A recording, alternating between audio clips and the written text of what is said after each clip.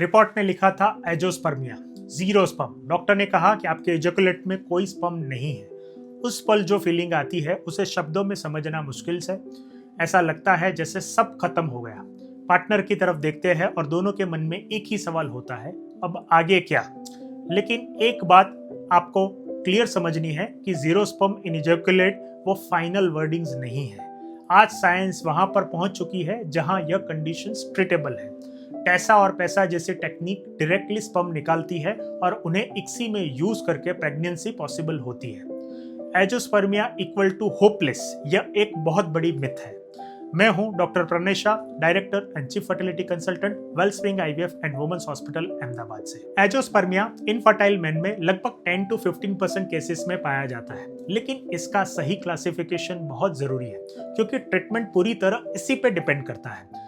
Azoospermia के दो main types होते हैं। पहला है ऑब्स्ट्रक्टिव एजोस्पर्मिया। इसमें स्पर्म बनते हैं लेकिन बाहर नहीं आ पाते किसी ब्लॉकेज की वजह से, जबकि दूसरा है नॉन ऑब्स्ट्रक्टिव एजोस्पर्मिया। इसमें टेस्टिस में स्पर्म प्रोडक्शन ही कम या एब्सेंट होता है।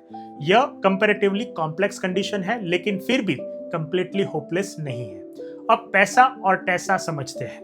पैसा यानी परक्यूटेनियस एपिडिडाइमल स्पर्म एस्पिरेशन। एपिडिडाइमस से नीडल के जरिए स्पर्म निकाले जाते हैं और यह मेनली ऑब्स्ट्रक्टिव एजोस्पर्मिया में इफेक्टिव होता है। प्रोसीजर सिंपल होता है, लोकल एनेस्थेसिया में 15-20 मिनट्स में कंप्लीट हो जाता है और रिकवरी जल्द होती है। यह मिनिमल इन्वेजिव टेक्निक है। टेसा यानी टेस्टिकुलर स्पर्म एस्पिरेशन। इसमें डायरेक्टली टेस्टिस से टिश्यू लिया जाता है और लैब में स्पर्म आइडेंटिफाई किया जाता है।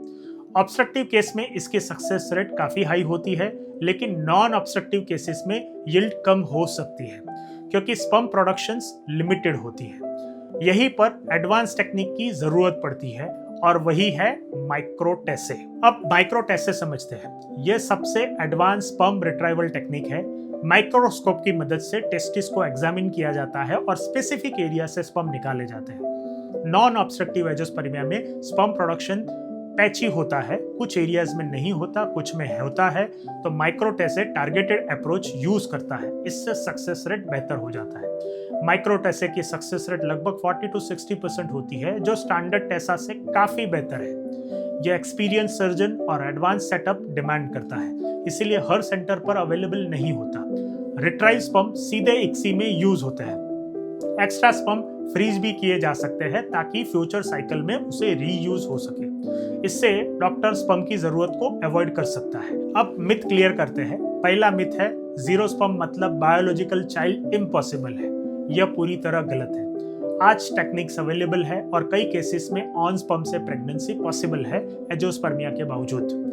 दूसरा मिथ है टेसे से टेस्टिस डैमेज हो जाता है। रियलिटी यह है कि प्रॉपरली डन प्रोसीजर सेफ होता है। टेसा मिनिमल इन्वेजिव प्रोसीजर है और माइक्रोटेसा एक्सपीरियंस्ड हैंड्स में बहुत ही सुरक्षित है। तीसरा मिथ है एजोस्पर्मिया में डोनर स्पर्म ही ऑप्शन है। यह हमेशा ट्रू नहीं है। पहले ऑन स्पर्म रिट्राइवल की कोशिश करनी चाहिए, डोनर ऑप्शंस बाद में आता है। चौथा मिथ है एक बार टेसे फेल हुआ तो हमेशा फेल। यह केस डिपेंडेंट होता है। रिपीट अटेम्प्ट पॉसिबल है और हार्मोनल ऑप्टिमाइजेशन से चांसेस इंप्रूव हो भी सकते हैं। अब एडवांस इंसाइट समझते हैं। टेसे से पहले डिटेल इवोल्यूशन जरूरी है। वो है hormone test, FSH, LH, testosterone, genetic test है कैरियोटाइपिंग और Y क्रोमोसोम एनालिसिस। यह प्रोग्नोसिस समझने में मदद करते हैं। कुछ जेनेटिक कंडीशन में स्पर्म मिलना मुश्किल होता है, जैसे कि सर्टन Y क्रोमोसोम डिलीशन। इसीलिए प्री टेस्टिंग अननेसेसरी सर्जरी से बचाती है। यह एविडेंस बेस्ड अप्रोच है। हार्मोनल थेरेपी भी रोल प्ले कर सकती है। 3 to 6 मंथ्स में ट्रीटमेंट से स्पर्म प्रोडक्शन इंप्रूव हो सकता है। इसके बाद सर्जरी की जाती है, इससे सक्सेस रेट और बढ़ सकती है। टाइमिंग भी बहुत ही इंपॉर्टेंट है। बेटर है पहले स्पर्म रिट्राइव करके फ्रीज करे, फिर IVF साइकिल प्लान करे। इससे अननेसेसरी प्रोसीजर है वो अवॉइड हो सकती है।